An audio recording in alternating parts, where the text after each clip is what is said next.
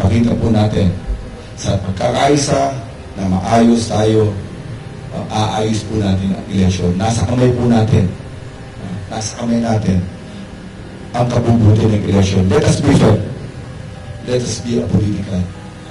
Ito rin po papakita natin na pagka nag-checkpoint po ang police, kasama natin Coast Guard, of course, sa pumupo ng COMELEC, ipapakita po natin na maayos po ang ating bansa.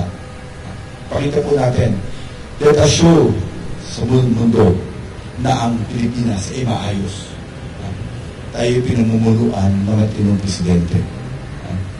Wala na po yung magulo, nagbabarilan. Itigil po natin yan. Nasa kamay po natin yan na maayos po tayo. Pero isa lang babala po dun sa mga taon po natin nasa checkpoint. Please don't forget to wear your body cam or any alternating recording devices. Yan po yung mga warning ko. Nadali po natin. Ipakita po kasi natin na dito, maayos po ang ating bansa. Maayos po ang mga police when we conduct checkpoint. So again, sisend off po natin. Ipakita po natin sa bansa na natin na maganda po ang Pilipinas. We live in a democratic country.